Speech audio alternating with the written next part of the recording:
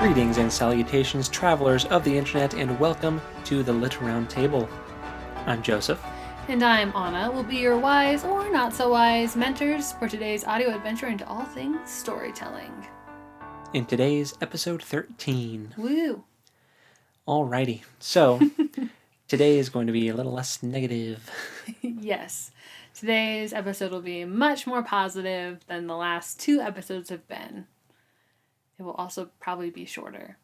But that's because we don't have a read-along this week, because you'll want to tune in next week to hear our first discussion on The Dragons of Autumn Twilight by Margaret Weis and Tracy Hickman. So, you'll have content every week now, which is super exciting. Yep, that is exciting. Yeah. And by now you should have seen our dates and what the reading schedule is. And Joseph, will you put that up on the screen now for our YouTube viewers so that they can see what our schedule will be so they can plan accordingly. Yep. But yeah, that'll be really fun. I'm excited about that discussion too. Yeah, me too. Yeah. I've read a little bit. I've read the prologue in chapter 1. I think you read more than me. Yeah, I've read through chapter 5. Yeah. So I've been looking forward to starting up a new series. Yeah. Or a new book. Fun. Yeah. It'll be good. So today's episode, though, we're going to talk about what we're currently reading, watching, playing, and then we'll talk about The Hobbit, the things we love about The Hobbit. Yes. Which would be kind of refreshing. Yeah. So. Jumping off the complain train. Yes. And we're going to be nice. Yes. Okay. We're not allowed to do any backhanded compliments. No. Nope. They all have to be genuine and no more, no, I really liked this thing. But unfortunately, 2 minutes later, this thing happened. No, just leave it. Yeah. Just leave it alone. Stop with the good stuff. Yeah. Totally. So we're going to try to be just positive today. Yeah. And Joseph's job will be to cut out any of the negative stuff that ekes in. I'll just kick you in the head. Okay. In real life. Yeah. Yeah. So, but before we do that, let's talk about what we're enjoying right now. What are you reading and watching and all that good stuff? Well, for reading, like I said, I've read the prologue in chapter 1 of The Dragons of Autumn Twilight, which has been enjoyable. I'm excited about where that's going to go. Don't really want to get too much into that, since that's what the read-along is going to be. Right. But I have also read the next couple of manga for Demon Slayer. Oh. I got 9 and 10. Nice. Which has been really fun. I read those really quickly. You haven't read them yet, though, so no spoilers. But where did you get 10? Or did they have 10 at the They had 10 store? at our local gaming store also sells some manga. So I picked it up there at a local store. Nice. So, yeah. And that's been really cool. And I'm excited to get the next one. I don't think they have it, though. So, well, hopefully I don't have to get it from Jeff at Amazon. We'll find a way to get to Barnes & Noble before we go that route. Anyway, Jeffrey Bezos, for those of you that didn't understand the reference. So I read those, and I'm very excited about where that's going. I'm still playing my kind of bad guy in Skyrim. That's been interesting. Yeah. I'm doing some storylines that I didn't do the first time I played it. Oh. So that's been fun. For watching, I'm still watching Bad Batch and Loki, which there's a new episode of Loki today. I just realized that I need to watch tonight. Same. Because the last one was a cliffhanger. Yes, it was. I think it's episode 5 that came out today. Maybe. I think it's 5. Maybe. So, I don't know. Anyway, I'm excited about that. What else am I watching? Oh, right, my Critical Role update. I'm on episode 110. Nice. Nice. Out of 141. You're getting close. I am. 31 episodes away, which will go by quicker than I want it to. I will be really, really I don't know what my reaction will be like when it's over, because I've spent so much time with all these characters. It'll be very bizarre. especially when campaign 3 starts. So, Yeah.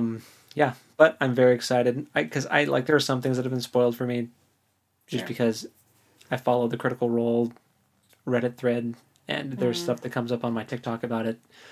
I'm definitely on D&D TikTok.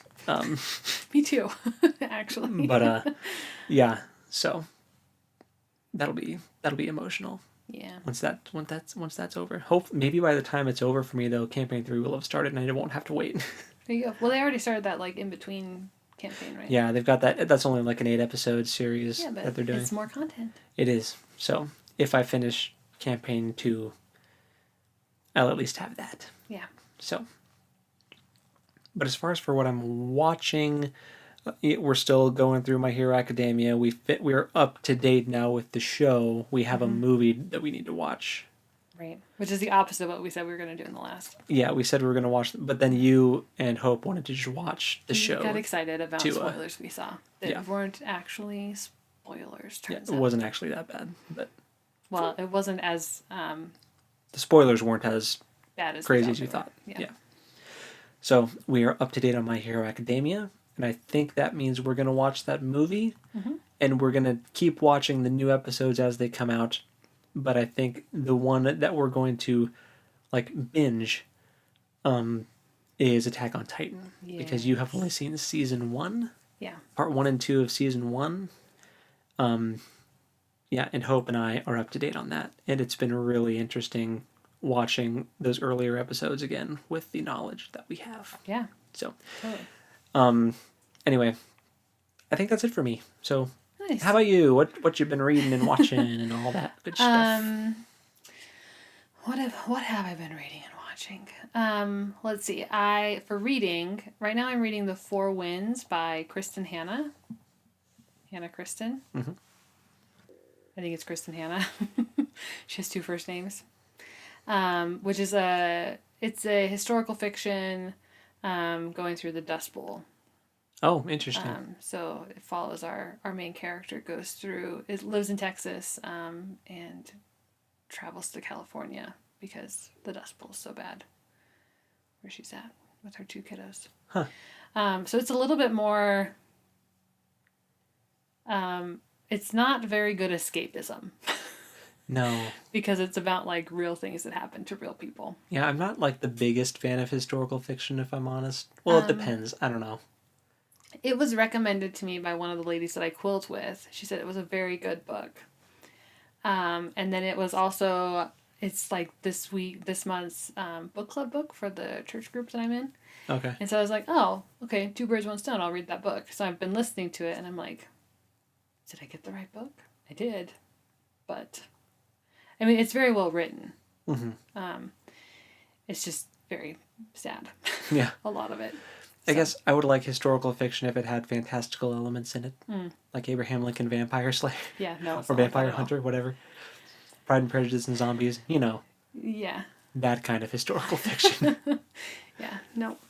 And then I got the second comic book, I don't know what to call it, thing of the Avatar, Oh, cool. which is called The Search. We'll call it graphic novel. Thank you. That is the word that I was looking for. My brain was like totally drawing a blank because There it's you not go. really a comic book. It's a graphic novel. The second graphic novel for Avatar: The Last Airbender called The Search, and that is all about finding Zuko's mom.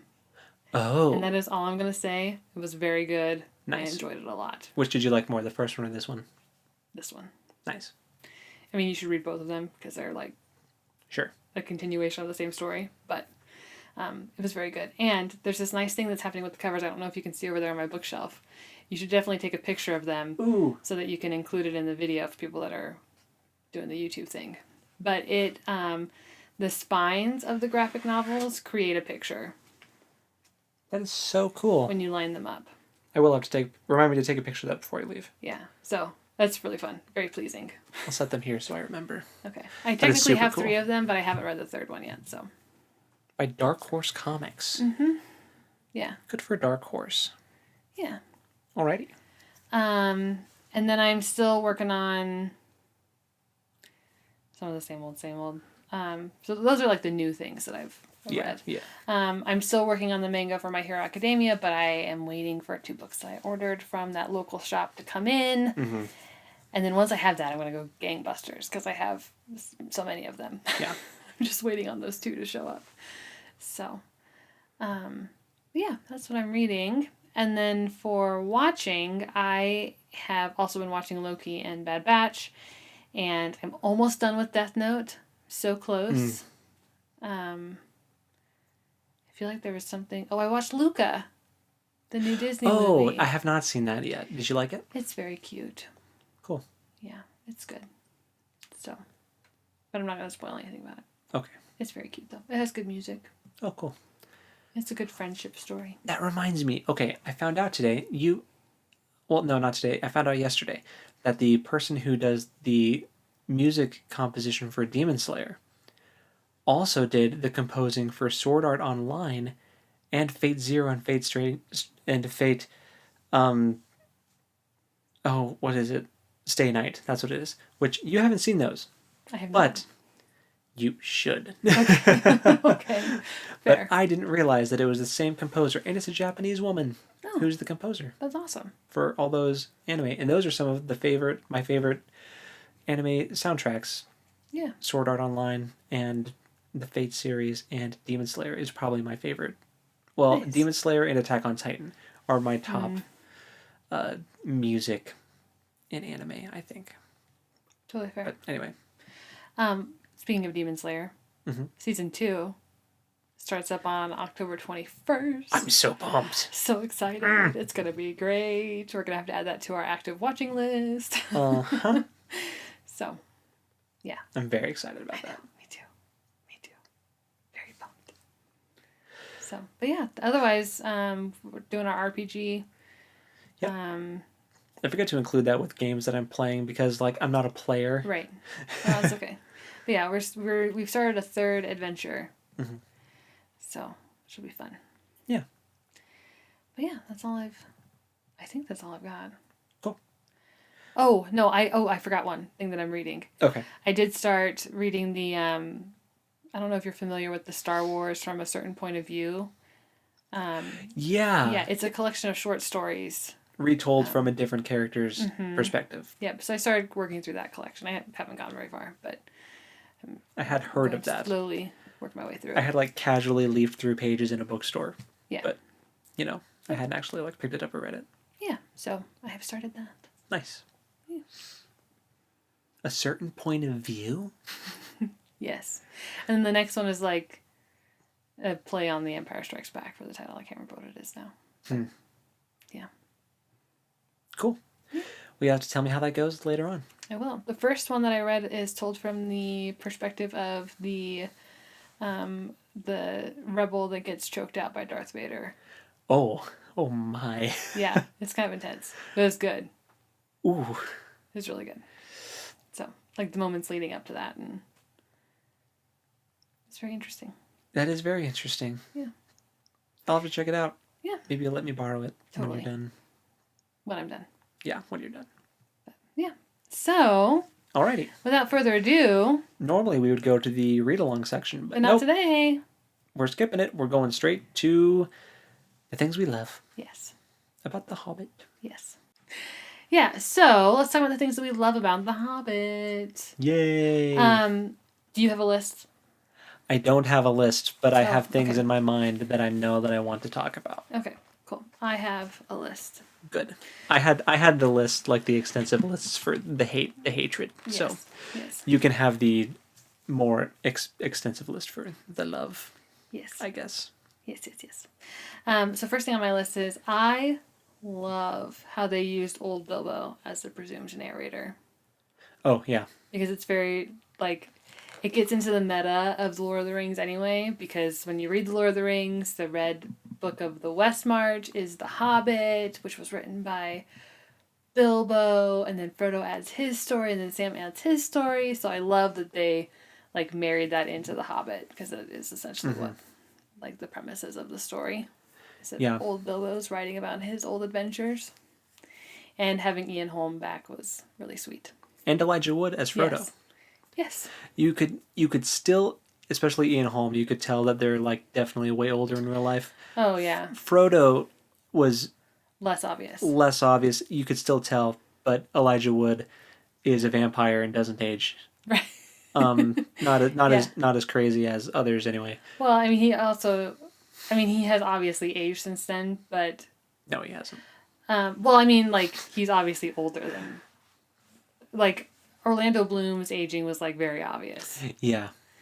But Elijah Woods was not Yeah. as obvious. So.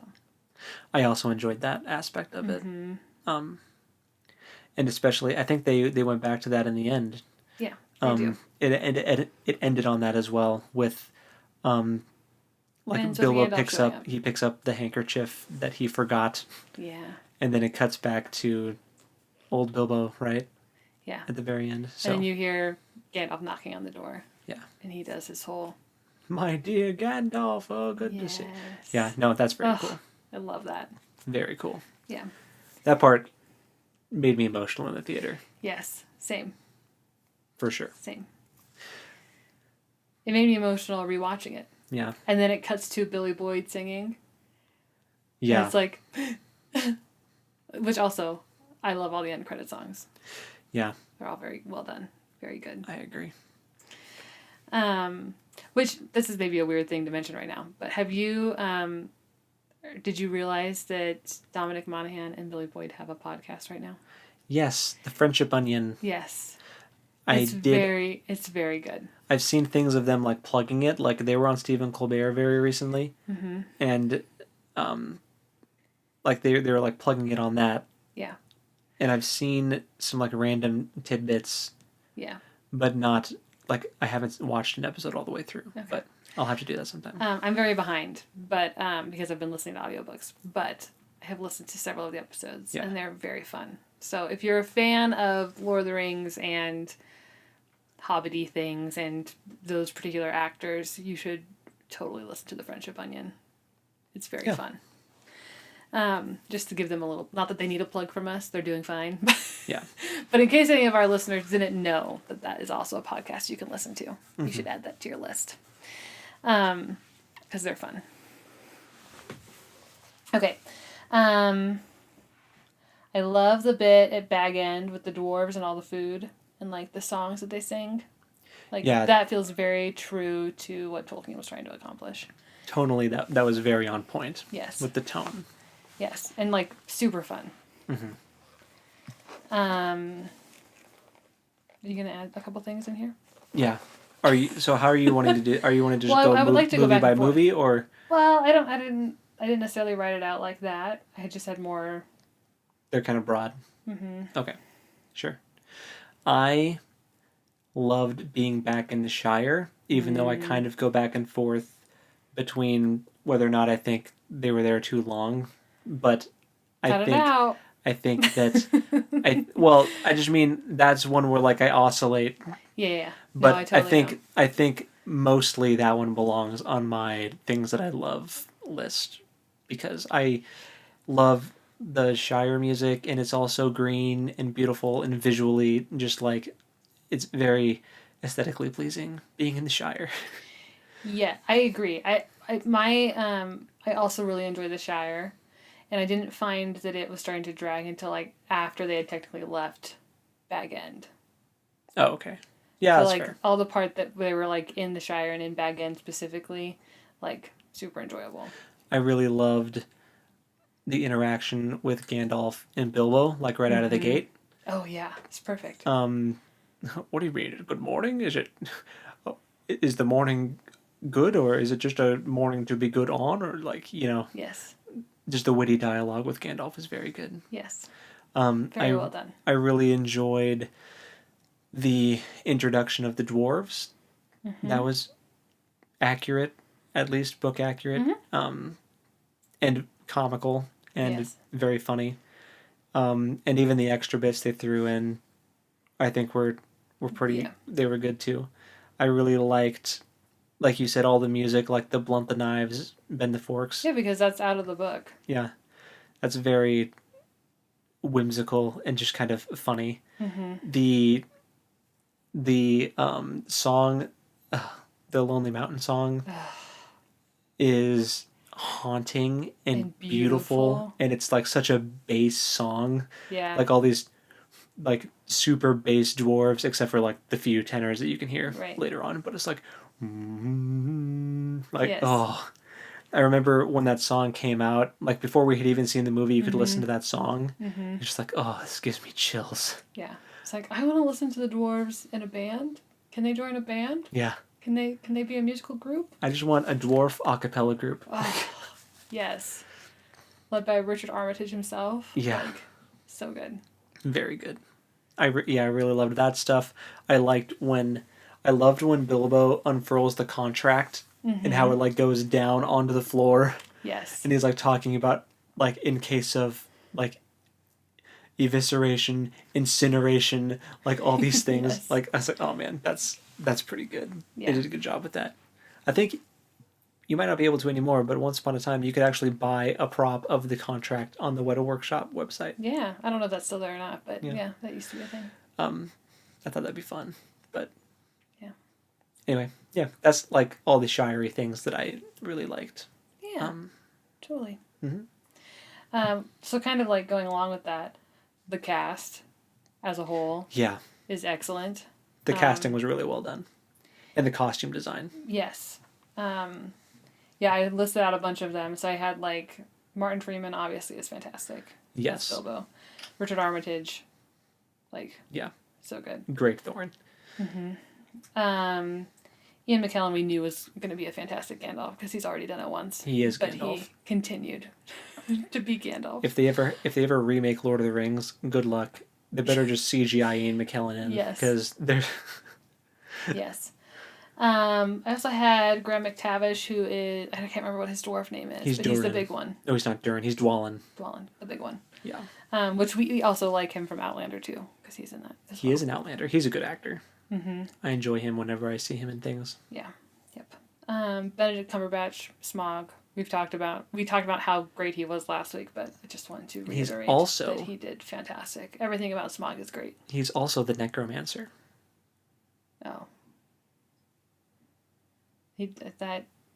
Yay. Good for him. I'm making sure he gets the proper credits. No, good. That's good. Like, there was voice acting involved. There was. With it that just one. wasn't very much. I didn't even think of it as there wasn't a ton of it, but he is credited for the necromancer / Sauron and Smaug. So.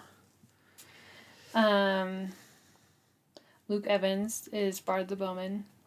Yeah, Bard was really good. Great. James Nesbitt is Beaufort. Oh, yes. Who is my favorite dwarf. Yes, I agree. How about I have more on him later. The casting. Who's Radagast? Because I really liked him. He's a famous comedian. I really liked the casting for Radagast, and I liked. What is his name? I'm gonna have to look it up. Like him as a character, regardless of how you feel about him being in the movie at all. I think I don't have a problem with Radagast being in the movie. Okay, cool. I didn't think remember. they did him dirty, but I couldn't. But that's the only negative thing I'm gonna say. I couldn't remember how he came up in the previous podcast, but like if it was in a negative or positive light for you. But for me, I really enjoyed seeing the character of Radagast the Brown. Sylvester McCoy. Sylvester McCoy. That's right. Yeah, he did a really nice job. He was an excellent Radagast. I remember that, like the behind the scenes stuff they were talking about. Hey, he was always like drumming on things with like his pipe and like spoons and stuff, just like playing spoons on his hands and knuckles and stuff. Just embodying this bizarro brown wizard. Yeah, that we don't know much about except that he's kind of crazy. He's very good. Yeah. I also had Lee Pace, Stranduil. Yes, I love Lee Pace. Fantastic. Love me some Lee Pace. And then of course like Cate Blanchett we know is fantastic. Yeah, and Orlando Bloom. Christopher Lee. Duh. I think that's Christopher Lee's final performance. I think it was. Which kind of makes me happy because he loved Lord of the Rings so much and Tolkien so much that like what a cool full circle moment for someone who actually got to meet Tolkien and talk to him. To have his final role be as Saruman. Yep. Yeah, that's pretty cool. What a legend. The real most interesting man alive. Yes. This isn't on my list, but I forgot to list Andy Serkis, which is kind of a travesty because he How dare you? will forever be Gollum Yep. and Smeagol.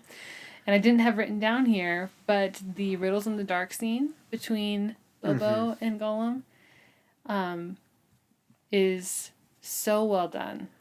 It's definitely the highlight of the first movie. Yes. That's kind of the climax. The dwarves are in Goblin Town with like their action sequence, Right. which is its own thing. But I think the Riddles in the Dark was just visually stunning with like the light coming in from the cave, and just like the rocks, the jagged rocks, and like the water, getting to see where Gollum's hangout was. Yeah. That was very cool. Yeah. I appreciate how they took the time to give that scene its reverence. When you're reading the book, if you read The Hobbit first, you have no idea that like there's something very significant happening in that moment where Bilbo gets the ring, because you don't know that it's the One Ring until you read The Lord of the Rings. It's just this like random trinket that Bilbo finds in the dark. But it is like a very significant moment because it changes the course of Middle Earth. Yeah. From that moment on. So To be like fair, it's an important. I don't think Tolkien knew that at the time. Yeah, he didn't the first time he wrote it, but right. But I appreciate that they took the time to like make that scene what it was in the movie, because it is such a pivotal moment. Not in that storyline, but like in the story as a whole. So, very well done. Very pleased with that whole business. Yeah, the Riddles in the Dark was very cool. Down to, I'm pretty sure Bilbo lost the buttons off his vest when he had to squeeze through a thing. I think, like, that's straight out of the book too. Like that, everything involving Gollum and Bilbo. Also, watching Andy Serkis and Martin Freeman work together, so incredible. Good. They're so good. Yeah. Powerhouses of acting. Oh my gosh, that's an understatement. Yeah. Yeah. A-list cast for sure. So, I'm trying to think of other things about the first movie specifically. I liked how they threw flaming pine cones at wolves. Yes. Those were, I mean, I was wondering how they would make that not look dumb. They did though. I mean, they did a great job with it. It didn't look dumb at all. Yeah. It was very believable. And I was like, oh, I'm glad that they did that well. Yeah. And the eagles swooping in and picking them up. Yeah. The troll scene. Oh, yeah. Yeah. Sorry, I skipped ahead because I got excited about Andy Serkis. Yeah. From getting from the Shire to Rivendell, the trolls are like the main obstacle. Yeah. Book-wise. Right. And that was like getting to watch the trolls interact with each other. Like Tom, Bert, I forget the other one's name, but I don't remember. Tom, Bert, and I don't know. But they were also played by 3 of the dwarf cast. I forget which dwarves, but I don't know. they were played by some of the dwarves that were in the cast also. So I also really enjoyed that. Yeah. It was. He's got worms in his tubes. Yes. Yes. Oh my gosh. It was very cool. Yeah. I enjoyed that a lot. Yeah, it's one of my favorite scenes in the book. But it's also one of those scenes that comes up because we hear it again in the Fellowship of the Ring when Bilbo's telling the story to all the little hobbit children about turn them all to stone, and like it's something that comes back around because it's like a very endearing story of just waiting for the sunlight to come to save the day. And the trolls froze in the same position as they are in the Fellowship of the Ring. Right. So as they should be. That was a good continuity thing that they got right, and good for them. Yes. I feel like the things that directly related to an impact of the Lord of the Rings, they took more care with, because that was like their actual baby was the Lord of the Rings movies. They mostly. Mostly. We're not getting into that, but right. But I mean, like the did. trolls being in the same position, the riddle in the dark, like those are very like actually part of the Lord of the Rings story, as well. Yeah. You know. So they did good with that. Let's see. Rivendell happens in there. It's nice to see the elves again. Yeah, I mean they did justice to the whole moon runes thing on the map. Yeah. That was very cool. Seeing getting to see a visual of that. Yeah. And also, I mean, everything is just kind of bizarre timing in the books too. Like it's like, oh, if you hadn't shown up. Oh yeah, I mean that's the whole point. I mean, when you talk about The Hobbit in like a literary way, Everything is very convenient. Yes, which is like that's the way children's books are. Yeah. And which is what it is. Yeah, it's like if you hadn't, you can only read these runes on this certain type of moon at this certain time of the year, which lucky for you is tonight. Right, and it only happens every 100 years. Yeah. So you're extra lucky. Yeah. And you just happen to be with the one elf that knows how to read them anymore. Yep. Yeah. So, yeah, the Rivendell stuff was cool. I liked kind of getting to see Bilbo fall in love with Rivendell. Yeah. And knowing what happens later on, it's like you're gonna like knowing that he loves this place so much that he just retires here basically. Right. And he loves the elves. Yeah. Like his experience in Rivendell was very positive. Yeah. Yeah. Mm-hmm. Oh, the stone giants. Oh yeah. I really liked how they did that because they were just like throwing rocks at each other. And it's like, and I think what Tolkien says they're like playing football, like with which.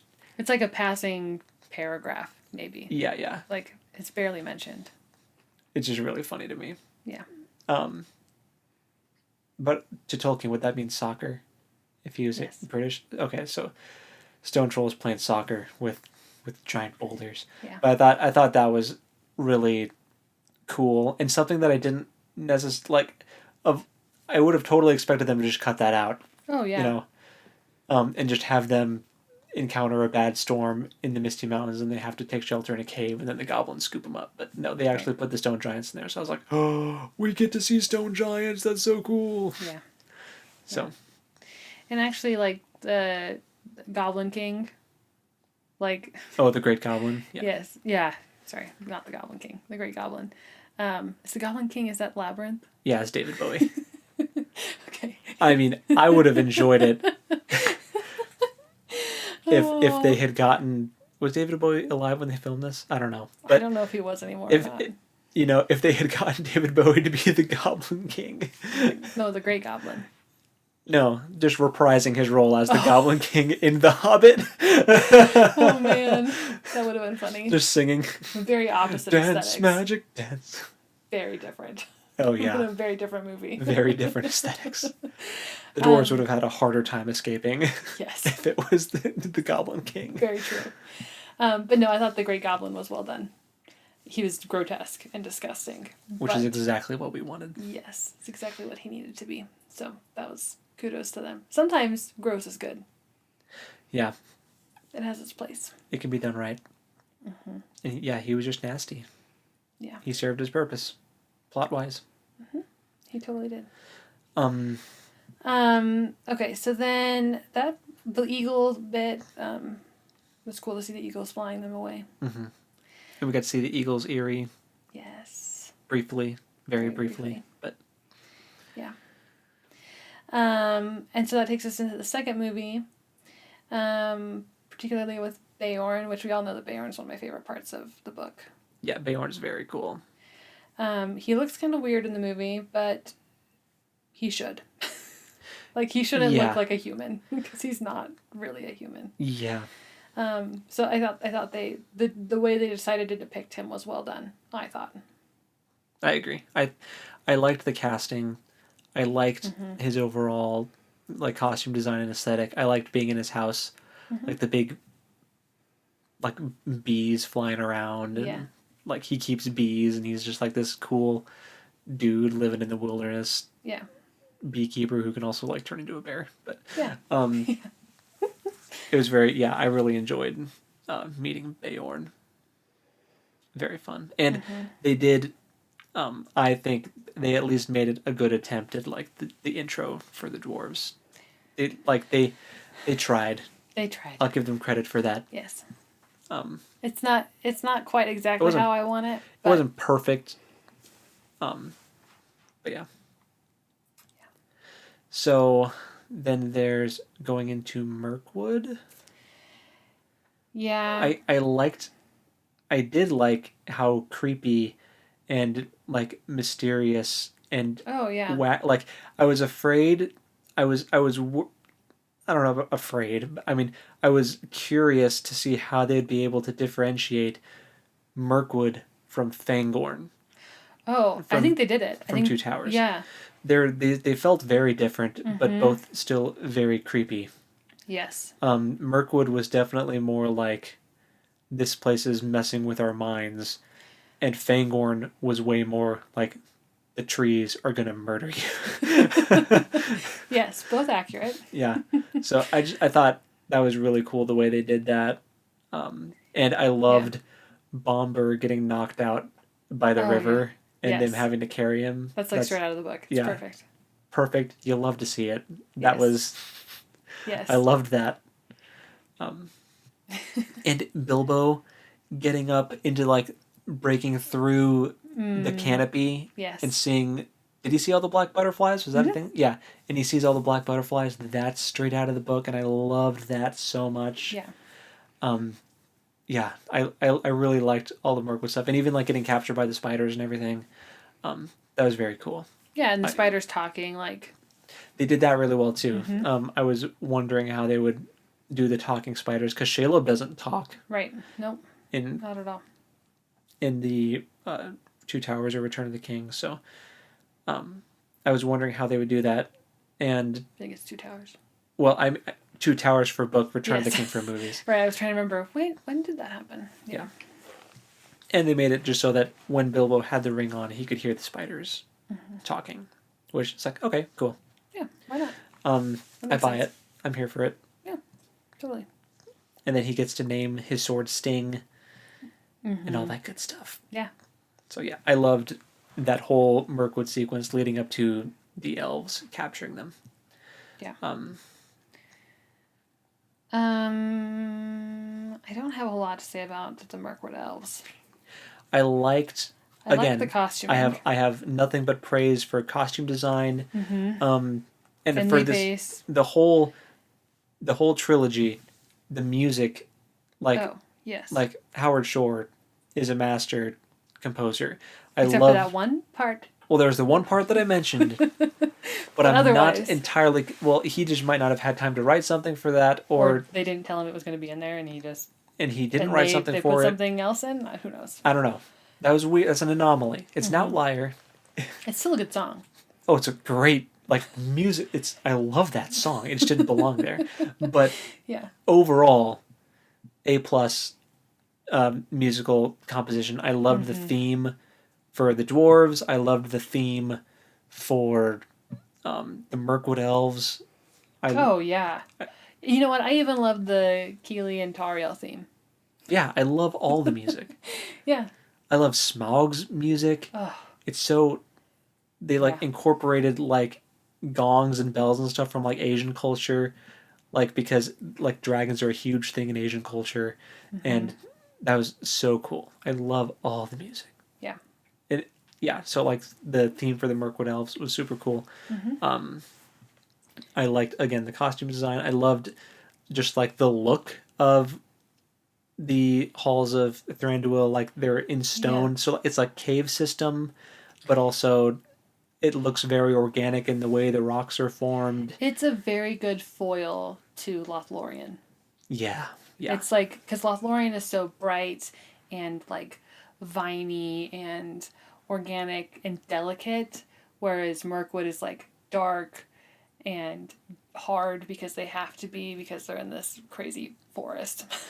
Yeah.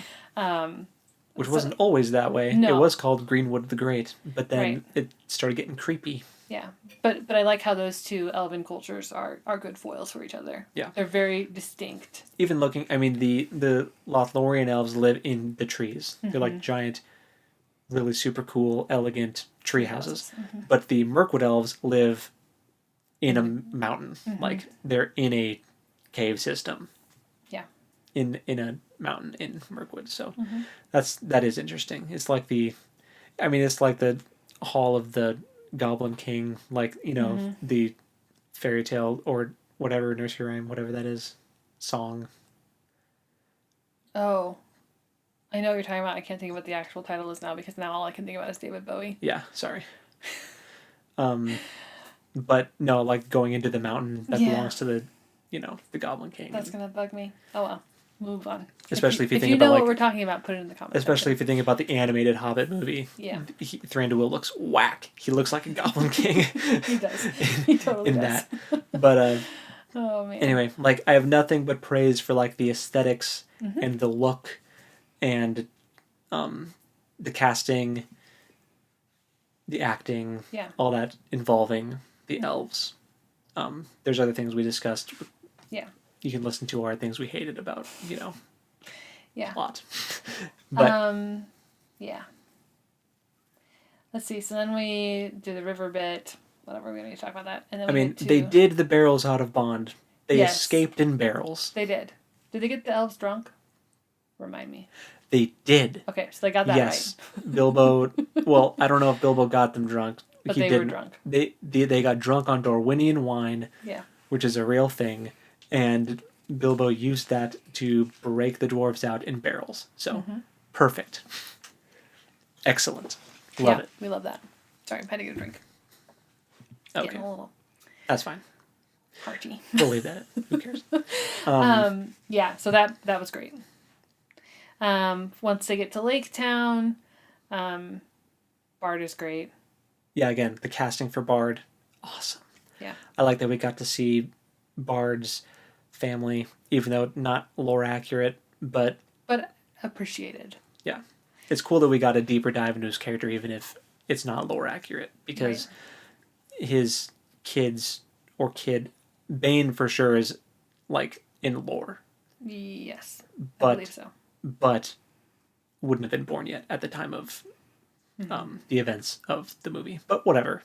Yeah, well, It was. I still liked seeing him because I like the actor, because he's also an Outlander. For his son, it's young Ian in fine. Oh my Outlander. gosh, it is. Yeah.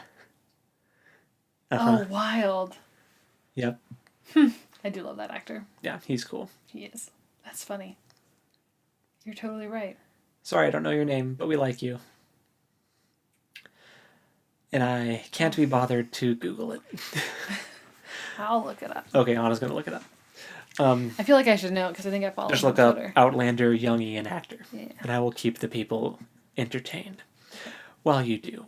So, Talk about the Master and how it's fantastic. It's Stephen Fry.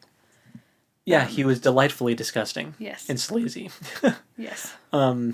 Alfred.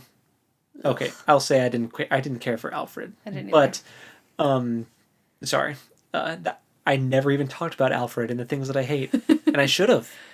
But you're supposed to hate him. That's true. So it makes it complicated because like he's very intentionally nasty. Yeah, his character was just kind of annoying to me. But anyway, that's not what this video is about. Even though I should have mentioned it. In their intention to make him annoying, they were very successful. They were very successful. So Bane is played by John Bell. John Bell, we love you. Yes, he's very good. That's an easy name to remember. Yeah, I should have remembered it. Yeah. Let's see.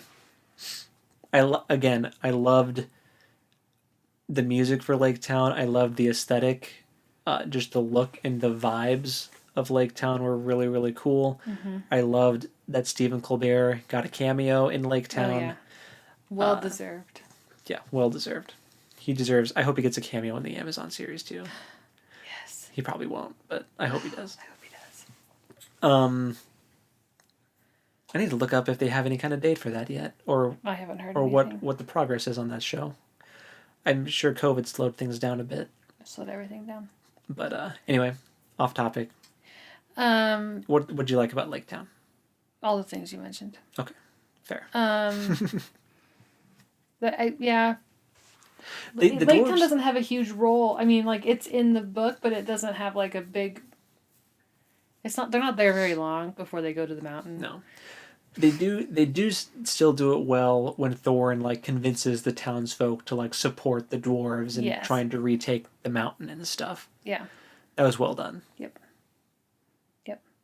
Once they get up to the mountain, I love the bit with the thrush. Mm.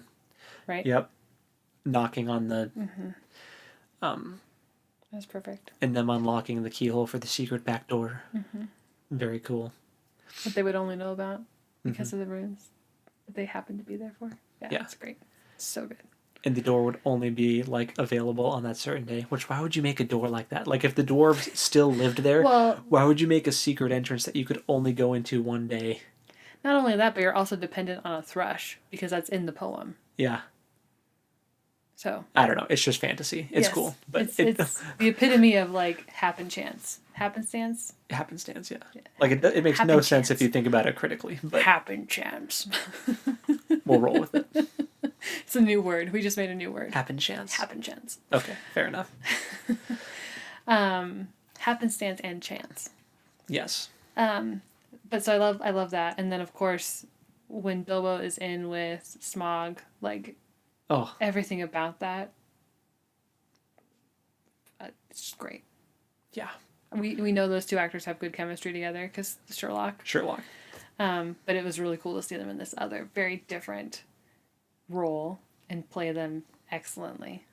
Like, And I thought Smaug was the perfect, just arrogant oh yeah, and just overly confident. Like he was such a good dragon and evil, and just he was so good. And the Yes. visuals, yes, they did such a great job with the graphics for Smaug. He's so good. yeah. Incredible. I wish he was in it longer. I know, But that's the same with the book though. He's the big bad. yeah. You're leading up to this big bad for so long in the book, and then anticlimactic He is an obstacle that they do overcome, rather quickly. but then they deal with the fallout, Right. which is takes a little longer. the whole third movie. Yes. But everything with Smaug in it was a treat to watch. Such good acting, and just I loved whatever effects they did to his voice for the sound design. Because it sounds like fire. When you like I remember in the trailer for the second movie, Yeah. when you finally get to hear Smaug speak in the trailer, I would just like rewatch it and skip to that part so many times because it just gave me goosebumps every time I heard Smaug speak. Yeah. So the sound design was also just perfect. In all the movies, the sound design has been Like incredible. the Foley, is great. Yeah. I think this happened. I don't remember what movie this happens in, but when we finally get to see Elrond fight with the. That was the third one. Is it the third one? Yeah. But I love seeing Elrond and Saruman fight.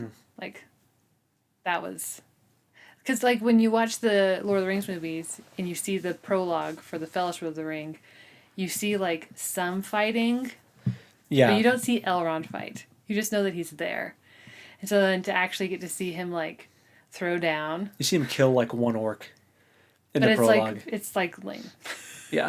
I mean, it's not lame, but it's not. No, it's not this. He screams commands, Yeah. and you see him kill one orc before Sauron shows up Right. and lays the smack down on everyone. But you got to see him like actually engage. It's perfect. It's great. And even Saruman, getting to see him fight was very cool. Yeah. So. And then let's see, I'm kind of going out of order here. So I'll backtrack a little bit okay. for something I want to mention. I know you have conflicted feelings about the extra stuff in Dol Guldur, but I really liked seeing the necromancer, Oh, and I think that's fair. I thought Because he is mentioned in the book. Like, it's not he totally was out of left creepy, field. and like you don't know. Well, it's like we knew going in, but there's like the whole reveal of it being Sauron in the second book, and when Gandalf is fighting the necromancer and it's like the light versus the dark. Mm-hmm. That's super cool. And then I don't think I said that I didn't. well, I know you had some reservations about the extra stuff that they threw in Yes. with the White Council and the Dol Guldur stuff, which Yes. is valid. But I did really love watching some of those scenes. Yeah. Yeah, and my biggest issues with those scenes are like when Galadriel does weird stuff that Yeah, right. doesn't make sense. Fair, which is valid. Yeah. I did, but the moment where the darkness kind of withdraws momentarily, and then the flames come out, and then the Sauron theme kicks in. Oh, yeah. And you can see Sauron like in the eye, kind of. You can see his like form. you can see his body with like the armor. Oh, and there's his theme song is so metal. It's so cool. Yeah, no, I agree. I agree with that. And just like dissolves Gandalf's staff. It's just like a smackdown. Like Right. You can do that? Gandalf had no idea who he was fighting, No. and No clue at all. realized pretty quick that he was toast. Yeah. That was very, very cool. Yeah. I did love that. Although I didn't mind. I don't know that in the actual lore that Gandalf, I don't know that it would have been revealed that that was actually Sauron until later. Oh no, absolutely not. Because he has to go like research that. But it was so administer it. cool. I didn't care. Okay, that's fair. Sometimes the cool factor can't outweigh the like lore inaccuracies. It was for 100% just cool factor. Yeah.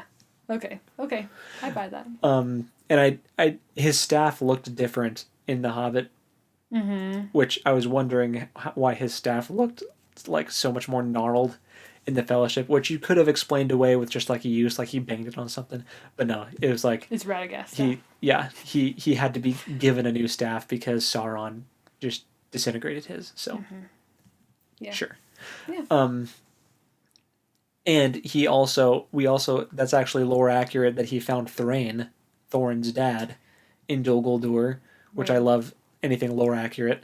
And did they establish that Thrain had a ring of power in the movie? One of the dwarf rings of power?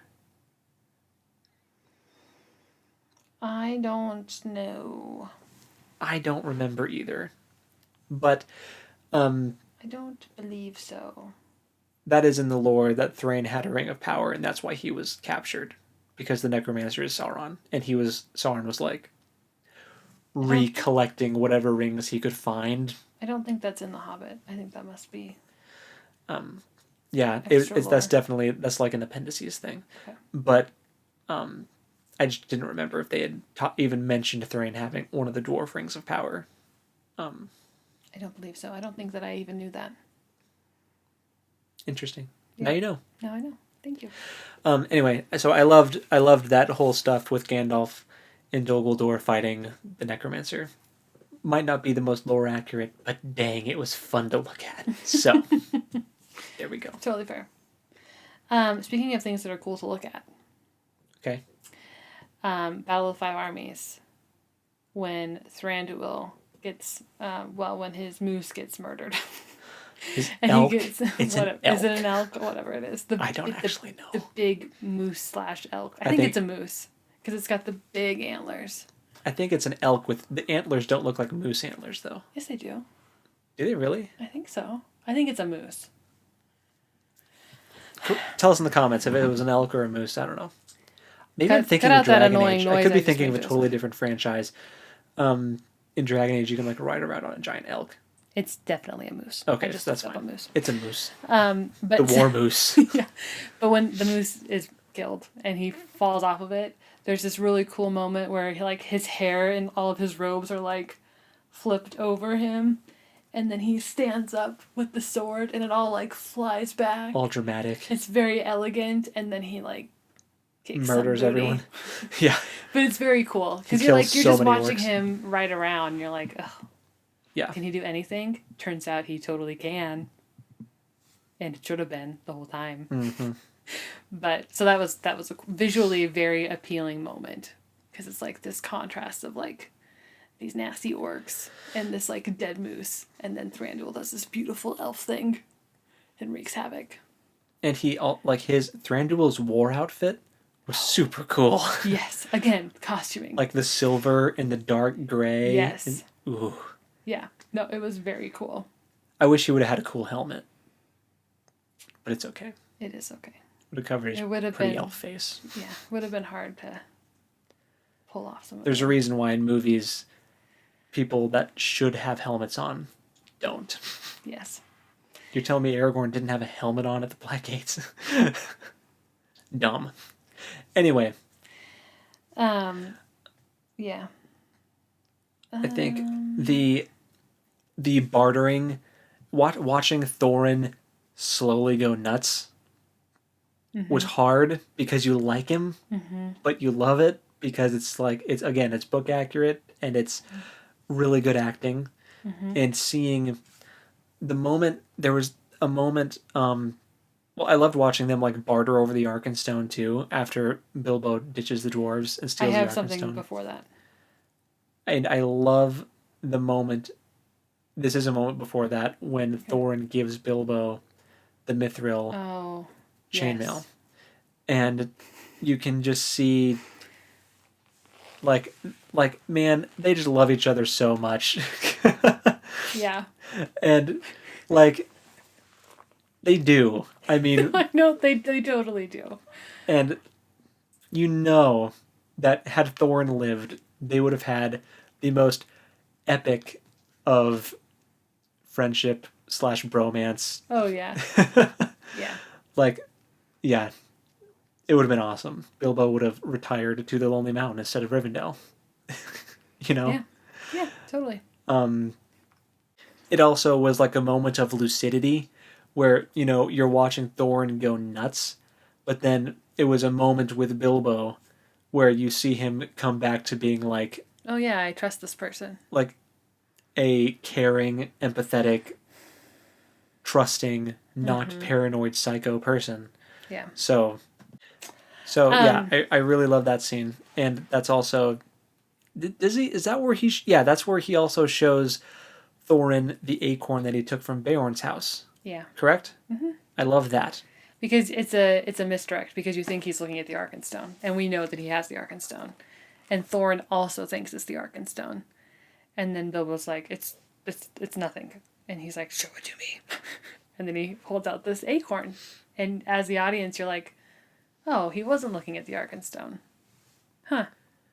Mm-hmm. He was just missing home. In the comforts of home. Which makes Bilbo's betrayal even worse in Thorin's eyes later on. Yeah.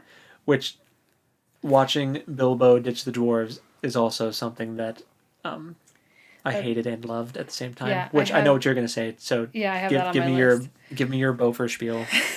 Well, no, I just, like, I appreciate Beaufort through the whole movie. But then we get to this scene where Bilbo is trying to escape the dwarves so that he can go meet up with Gandalf and Thranduil and Bard and give them the Arkenstone.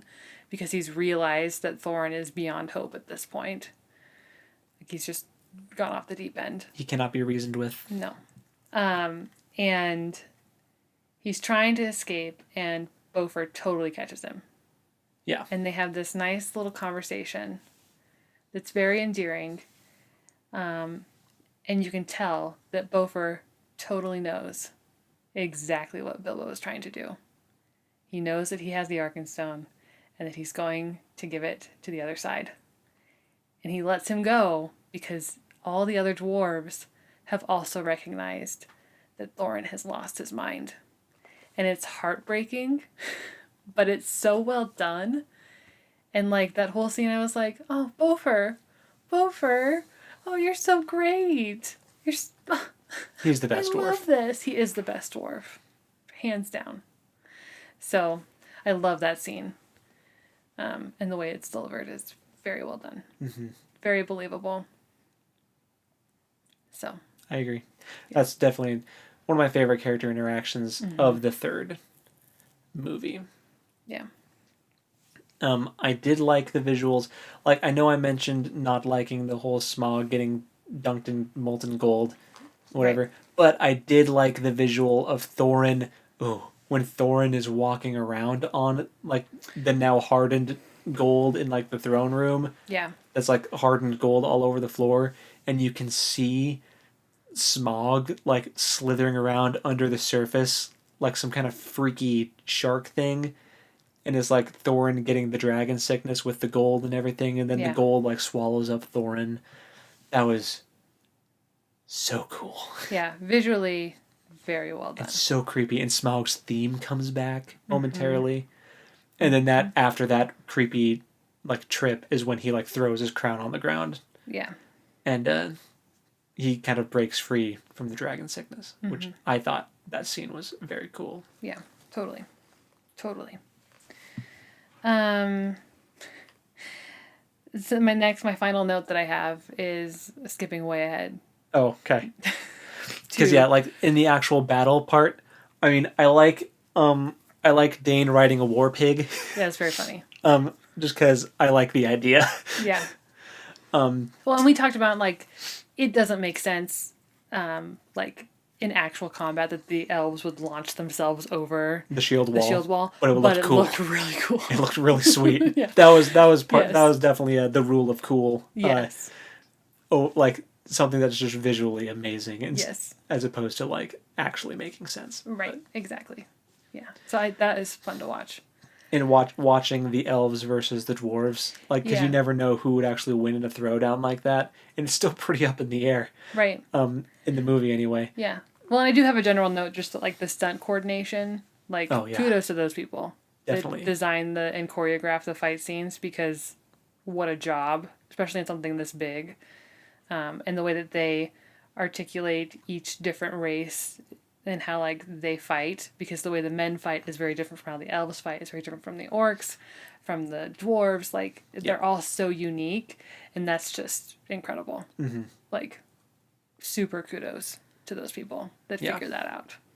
I can't even wrap my head around it, but I sure do appreciate it when it's on screen. So for sure, yeah.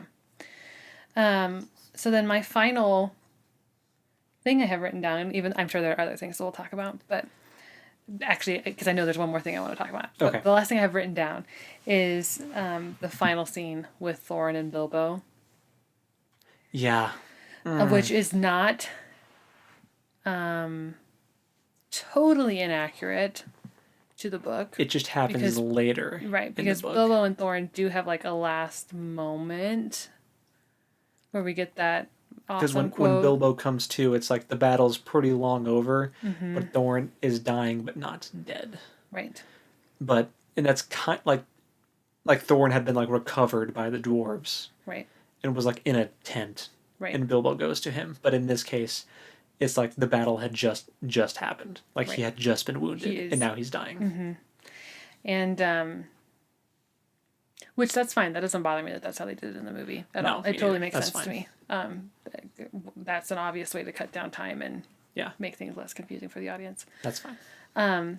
But you get that line from Thorin about how it would be a merrier world if more people thought of food and drink than... Yeah, is if people treasured food and drink over hoarded gold, the world would be a merrier place. Yeah, I love that line.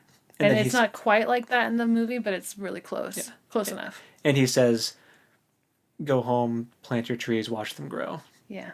And it's just so good. It makes you emotional. Yeah. For sure. Yeah, I was like, I've read the book.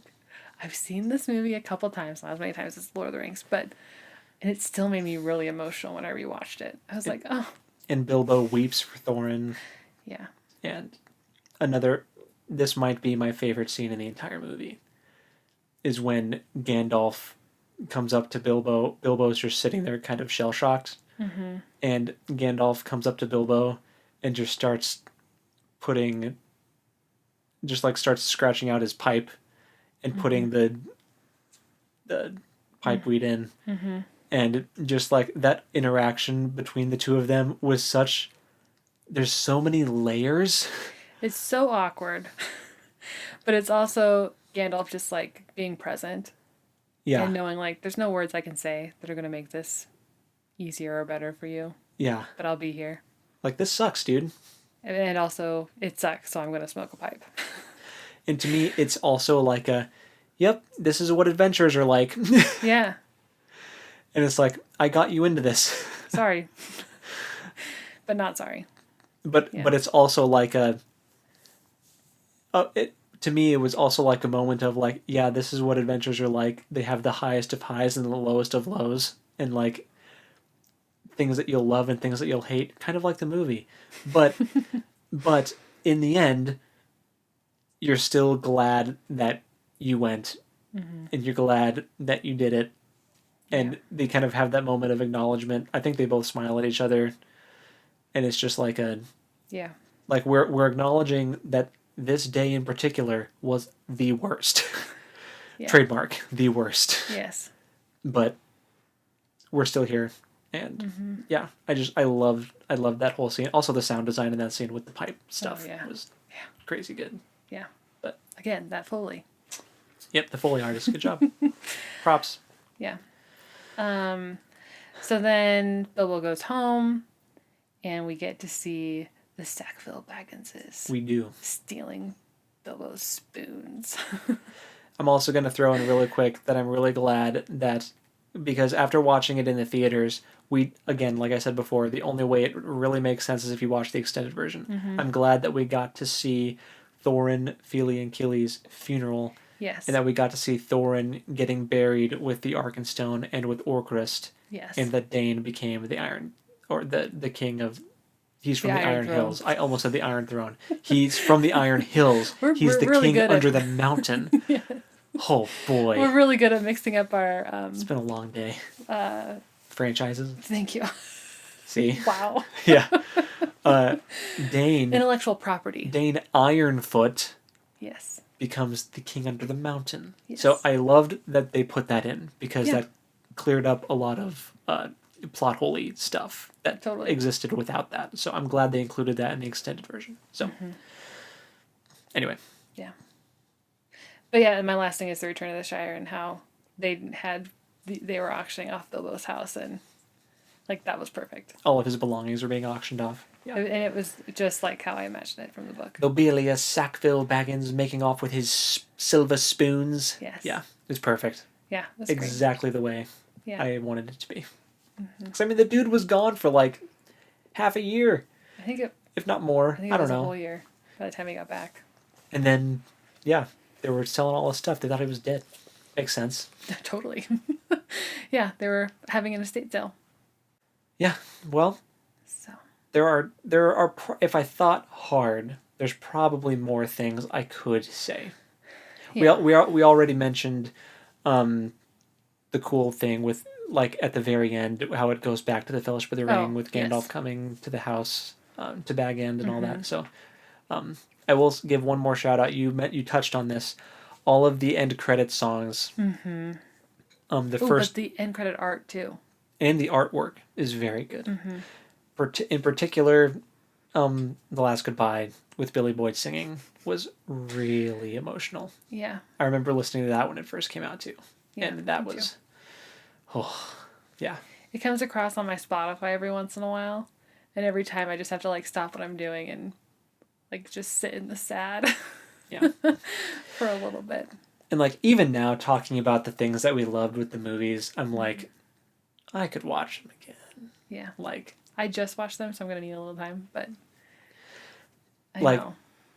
Because I haven't watched them super recently. These are all just things that I remember happening. But excellent memory. Thank you. Yeah. I've got like a weird photographic memory only for movies. Yeah. And if I've seen them enough times, there has to be some repetition involved. Sure. But I definitely like there again, just kind of overarching this whole series. There are definitely a lot of things that I had issues with, like plot wise and lore wise, but there are some definite moments that are gems that I'm really glad we got to see. When they find Sting and Orcrist and Glamdring. Oh yeah. In the Troll Horde, Gandalf has those words to Bilbo about how true wisdom is not knowing when to take a life but when to spare one, and that plays into him sparing Gollum later on. I loved that. Well, and they call staying a letter opener, which is like Yeah, more straight of a out of the letter book. opener, really. Yeah. Ballin, I love Ballin too. Yeah. The old guy. Yes. Yeah.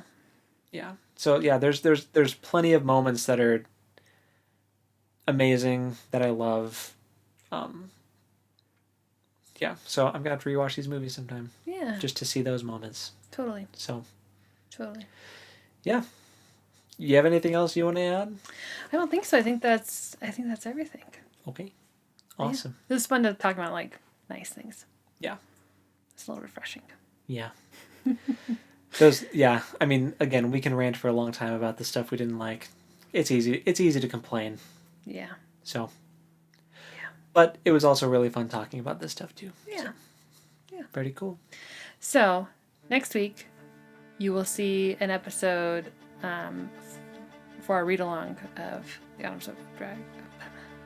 The I think my brain just shut down. I think I just experienced a hard shutdown. Dragons of Autumn Twilight? Yes. Okay. Thank you. I had to also think about the title. D&D book. Yes. Yes. So that'll be next week for you guys. Dragonlance. Yep. All right. Awesome. Yeah. So Chapters, prologue through 5? it's not actually it's not called the prologue. It's not a prologue, It's just like a but little it bit is of a extra. prologue. Yeah, through 5. Yes. Okay. Read through chapter 5. Yeah. Awesome. So, all right. Well, go read something cool. And we'll talk at you next time. Bye. Later.